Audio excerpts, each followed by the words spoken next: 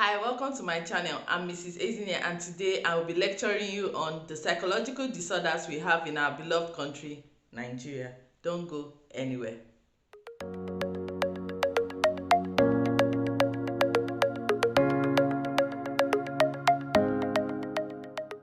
So if you are new to my channel, this channel is all about helping students to succeed in the university through educational tips and tutorials. So if you are interested in coming out with a great result from your university, then you should really check out my channel. Go through it and watch all the videos there, and I guarantee you will surely enjoy it. Also, don't forget to hit that subscribe button and click that notification bell to be notified of any new video I upload here. Now let's go over to what today's video is all about. So today's video is part 6 of the lecture series on the course Psychological Basis for Health, Behavior and Change Process. This video has been particularly made for public health students, but if you are not a student and you want to learn more on the psychological basis for health, behavior and change process, you can go ahead to watch this video. Now make sure you have watched part 1 to 5 before you watch this video. You can access it by going to my channel page and clicking on the playlist button to get the playlist specifically for this course, which is the Psychological Basis for Health, Behavior and Change Process. Remember that the color code is red, and you can see all the lecture notes for each thumbnail for each lecture note is red in color. Please make sure you watch the right lecture video for the course you are taking for the semester, and also make sure that I'm the right lecture for each course, for your course in the university, before you watch any of my videos. Thank you. So now let's head over to today's lecture. Okay, like I said, today we'll be looking at the psychological disorders here in our country, Nigeria. Psychological disorder is sometimes used to refer to what are more frequently known as mental disorders or psychiatric disorders. You must have heard about mental disorder. Now, a mental disorder is a behavioral or mental pattern that may cause suffering or a poor ability to function in life. They are patterns of behavioral or psychological symptoms that impact multiple areas of one's life. These disorders can create distress for the person experiencing these symptoms. Now remember, it has to do with our mind, the way we think, the way we behave, the way our mood is right now. Okay, so if someone has problem with the way they think, with their behavior, you can say that that person has a mental disorder. So what are the common psychological disorders that we have? Now we have some here that I've listed out, but it's not limited to the following. Now, number 1, we have neurodevelopmental disorders. We have bipolar and related disorders. We have anxiety disorders. We have trauma and stress related disorders. And we have dissociative disorder. So let's look at the first one, which is neurodevelopmental. I know it's a mouthful, yeah? Disorders. Okay, so these are those that are typically diagnosed. Remember that before you say someone has a mental disorder, that person should have been diagnosed by the psychiatric doctor to say that they have this disorder, and before they start having this mental disorder, they should have been exhibiting some symptoms of the disorder, some or all of the symptoms of this disorder. So these psychological disorders under neurodevelopmental disorders are: number 1, intellectual disability. Now this was formerly referred to as mental retardation, a retard. Okay, so this type of developmental disorder originates prior to the age of 18, so it's between 0 to 18, and is characterized by limitations in both intellectual functioning and adaptive behavior. So you have seen that it has to do with mental functioning and the way the person behaves. The next one is global developmental delay, and is a diagnosis for developmental disabilities in children who are under the age of 5, under 5 children. So such delays relate to cognition, social functioning, speech, language and motor skills. It is generally seen as a temporary diagnosis applying to children who are still young to take standardized IQ tests. So once children reach that particular age where they are able to take a standardized intelligence test, they may be diagnosed with intellectual disability. So before they diagnose them, they make them go through a standard intelligence test to actually test if they have this disorder. The next one is communication disorder, from the word communication, of course, and it's described as those that impact the ability to use, understand, or detect what language and what speech. Okay, so the DSM-5, which is one of the ways that is used to classify mental disorders, identifies 4 different subtypes of communication disorders. So we have one, language disorder. It has to do with the language, English language or German or French, and the speech sound disorder. We also have the childhood onset fluency, how fluent the person is. The person can stutter, and social pragmatic communication disorder. The next one is autism. Of course, we should have seen an autic, or is it autic or so child? Sorry, you should have seen a child that has autism. So autism spectrum disorder is the full name for that disorder, and it's characterized by persistent deficits in social interaction and communication in multiple life areas, as well as restricted and repetitive patterns of behaviors. The DSM now specifies that symptoms of autism spectrum disorder, autism, must be present during the early developmental period, that's of a child, of an adult, which has to do with when the adult was a child. So between 0 to about 12-13 years, and that these symptoms must cause a significant impairment in important areas of life, including the way they function socially and occupationally. So the next one is attention deficit hyperactive disorder. This is common in children in Nigeria, and is characterized by a persistent pattern of hyperactivity, impulsivity, and or inattention that interferes with functioning and presents itself in 2 or more settings, such as at home, at work, school, and social situations. Okay, so if you have a child that has attention deficit hyperactive disorder, the child will be super active, especially in school. You don't see that child craves doesn't really pay attention to certain things, and it's just jumping everywhere. Now remember that an active child, a very active child, you won't just say the child has this disorder. It has to be diagnosed by a psychiatric doctor before the person has that. You can say that person has that disorder.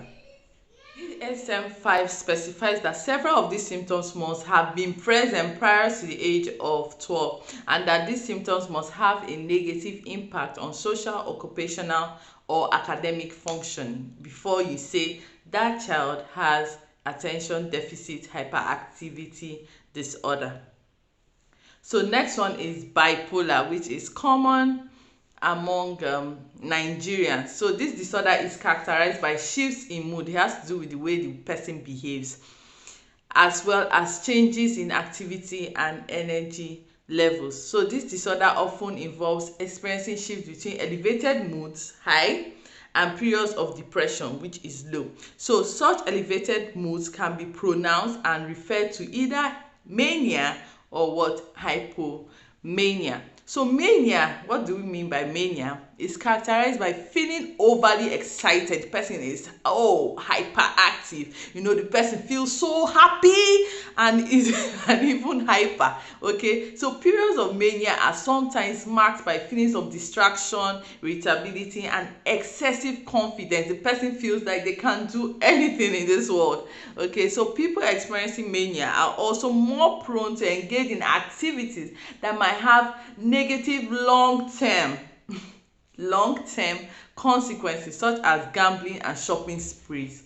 They can go ahead and spend all the money in their account. They can go ahead and invest, take high risk investment opportunities, and of course that this have long-term consequences. Now the other side, so we looked at mania, the high side. Now the low side is what we call the depressive episode, and it's characterized by feelings of intense sadness, oh my god, guilt, fatigue, and irritability.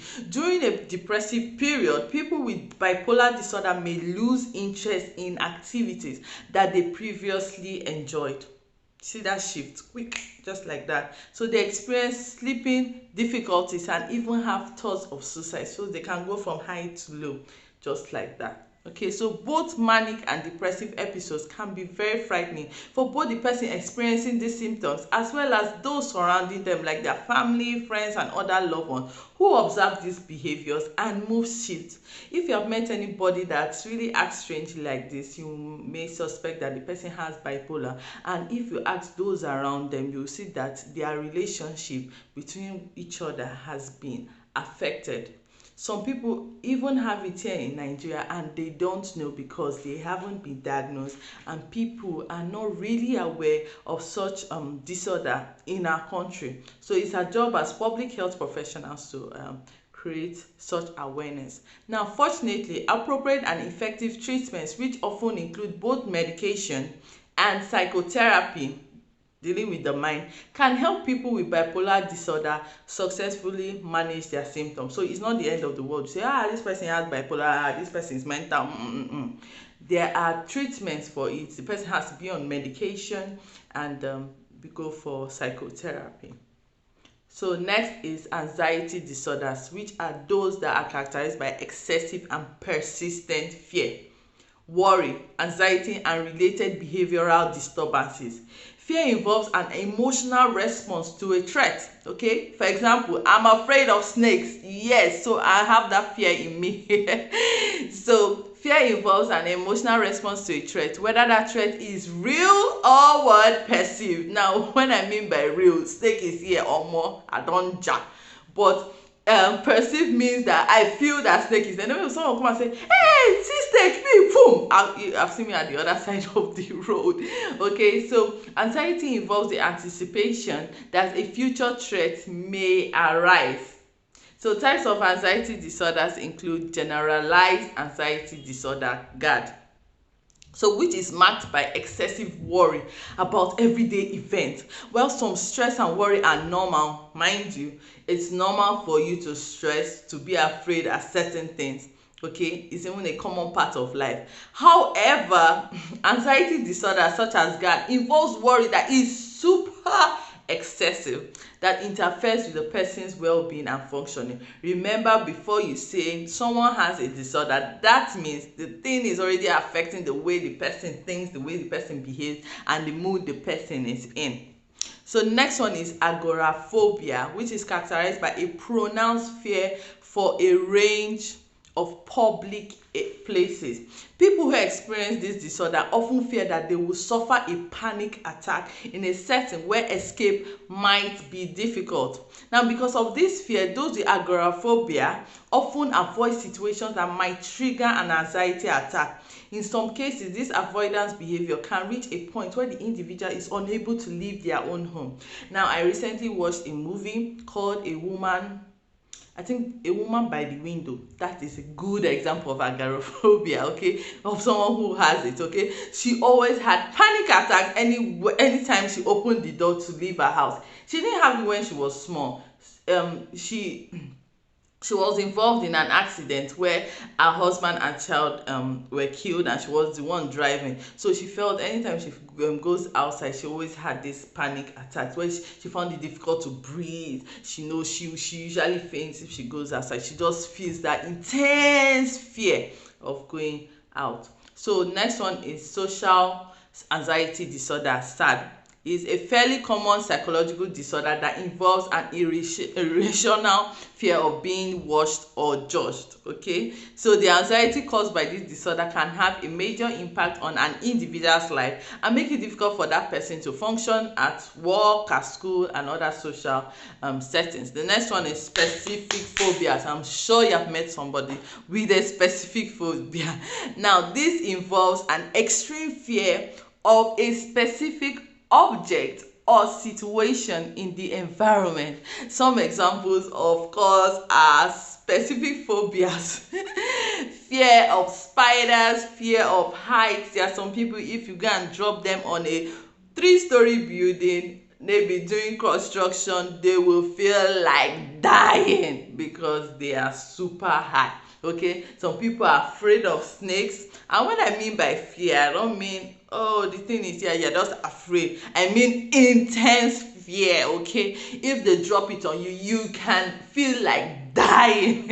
That is the meaning of specific phobias, when the thing starts affecting the person's behavior, the way the person thinks, and the mood the person in. So there are 4 main types of specific phobias, in which we have, number 1 is natural events. When there is thunder, some people, oh my god, they just feel like disappearing. Lightning, tornadoes. We have medical procedures, dental procedures. We have animals like the snake, the spiders, and situational phobias, like for small spaces, leaving the home, driving. Some people, you can't put them in a confined space, they'll feel they can actually faint. Okay, so when confronted by a phobic object or situation, phobic object like spiders, or a situation like driving, people may experience nausea, they can actually throw up, trembling, rapid heart rate, they'll feel like they're having a heart attack, and even fear of dying, like I said. Crazy, right? Yes. So panic disorder is another example of type of anxiety disorder. It is a psychiatric disorder that is characterized by panic attacks that often seem to strike out of nowhere and for no reason at all. Because of this, people with panic disorder often experience anxiety and preoccupation over the possibility of having another panic attack. They will stay, and all of a sudden you're seeing person they feel like they're about to die for no reason. Okay, people may begin to avoid situations and settings where attacks have occurred in the past or where they might occur in future. So for example, if someone has a panic attack, for example, in the classroom, the person might not want to go to that particular classroom. So this can create significant impairment in many areas of everyday life. For example, if it's a classroom, would a person be able to attend lectures there and all that, and make it difficult to carry out the normal activity the person is supposed to carry out. So next one is SEPAD, which is separation anxiety disorder. It is a type of anxiety disorder involving an excessive amount of fear or anxiety related to being separated from attachment figures. Okay, you must have met someone with that. So people are often familiar with the idea of separation anxiety as it relates to young children. Good example, young children's fear of being apart from their parents. A good example is my daughter. Oh my god, if I'm going to work and she is staying at home, she will want to cry out her eyeballs. Though she's better now, it was worse when she was younger. She's 3 years now, and she will cry as if I'm going to leave her forever and ever, which is not so. But older children and adults can also experience this SEPAD as well, when symptoms become so severe that they interfere with their normal daily lives, and the individual may be diagnosed with separation anxiety disorder. Okay, some people are so attached to their homes, they do not want to leave their homes, they are just attached there, and so when you separate them from it, they can really have so much anxiety about it. So symptoms involve an extreme fear of being away from a caregiver or attachment figure like a child. The person suffering these symptoms may avoid moving away from home, going to school, or getting married in order to remain in close proximity to the attachment figure. Some people are so attached to their parents that even when it's time to get married, leave your parents alone and go and marry. No way. Okay, they have that extreme fear of leaving their parents. The fourth one is trauma and stress related disorder. So these are disorders which involve the exposure to a stressful or traumatic event. These were previously grouped with the anxiety disorder, but they are now considered a distinct category on their own. So disorders included under this category includes reactive attachment disorder, which can result when children do not form normal healthy relationships and attachment with adult caregivers during the first few years of childhood. Symptoms of the disorder include being withdrawn from adult caregivers and social and emotional disturbances that result from patterns of insufficient care and neglect. Okay, they find it hard to really relate with caregivers. So acute stress disorder is another type of trauma stress related disorder, and is characterized by the emergence of severe anxiety within just 1 month after exposure to a traumatic event like an accident, such as natural disaster, wars, accident, and witnessing a death. Okay, so imagine being involved in an accident. You might even be so scared, of even entering a vehicle again or driving yourself again. As a result, the individual may experience dissociative symptoms such as a sense of altered reality, an ability to remember certain important aspects of the event, and vivid flashbacks of the event as if it's reoccurring again. So you be like here, and next thing you think you're in the car again and you are driving and the accident is happening again, and you see the person having that attack. So other symptoms can include reduced emotional responsiveness, distressing memories of the trauma, and difficulty experiencing positive emotions. So another one is the adjustment disorders, which can occur or which occurs as a response to a sudden change, adjustment, from the word adjustment, such as a sudden divorce, job loss, end of a close relationship, and the rest. This type of psychological disorder can affect both children and adults, and is characterized by symptoms such as anxiety, irritability, depressed mood, worry, anger, hopelessness, and feelings of isolation. The next one, which is common, is PTSD, which stands for post-traumatic stress disorder, and it can develop after an individual has experienced a stressful life event. For example, soldiers who go to war. Okay, for example, those are soldiers, say in Nigeria, that do go to fight the Boko Haram, and you can see that by the time they come back, some of them can start experiencing symptoms of PTSD, which includes episodes of reliving such experience that they went when fighting with Boko Haram, avoiding things that remind the individual about the event, feeling on edge, and having negative thoughts, especially of suicide, nightmares, flashbacks, bursts of anger, difficulty concentrating, exaggerated startle response, and difficulty remembering aspects of the event are just a few possible things about it. So the last one for today is dissociative disorders. Now, dissociative amnesia involves a temporary loss of memory as a result of disassociation. In many cases, this memory loss, which may last for just a very brief period or for many years, is a result of some type of psychological trauma. For example, if someone was raped as a child. Now, dissociative amnesia is much more than simple forgetfulness. Those who experience this disorder may remember some details about the event, but may have no recall of other details around a circumscribed period of time. So next one is dissociative identity disorder, DID, formerly known as multiple personality disorder. This disorder is quite intriguing. Involves the presence of two or more different identities or personalities. I'm trying to remember the movie where the person that acted as Professor X now in the X-Men Apocalypse acted that movie. I think it's called Spine or So, and you can see the guy had up to, I think, about 8 to 10 personalities in his body. So each of these personalities has its own way of receiving and interacting with the environment. People with this disorder experience changes in behavior, memory, perception, emotional response, and consciousness. So for example, I'm talking to you like this. If I had DID, I can switch over and start talking like a man. Yes, I'm like, oh yeah, so we have dissociative identity disorder, and I will actually think that I'm a man. Okay, it's just crazy. So that is how this disorder works. So next one is depersonalization disorder, which is characterized by experiencing a sense of being outside one's own body.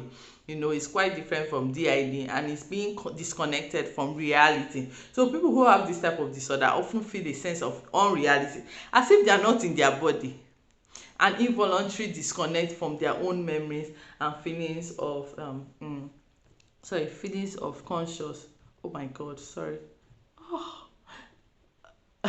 feelings and consciousness. Okay, so that's all for today. For the prevention, just refer to the text I've given you for prevention of mental disorders, a summary report by the World Health Organization. So see you in our last class. So that's all for today's lecture video. I hope you really enjoyed it and you have learned so much about the psychological disorders we have in our country, Nigeria. Don't forget to watch the other lecture videos. If you haven't, just go to my page and click on the playlist on psychological basis for health, behavior, and change process. Also, don't forget to subscribe and hit that notification bell to be notified of new uploads I will make on this channel. Remember that this channel is not just for lecture alone, it's also for giving tips and tutorials for students to help them succeed in university. So if you have any question, don't forget to leave it down in the comment section below and I will answer it, or you can also send me a message on WhatsApp and I will also answer it. So thank you so much for watching, and I will see you in our last video, which will be our revision of all the lectures that we have, and we'll be reviewing some of the possible questions that may come out in your exam. Bye.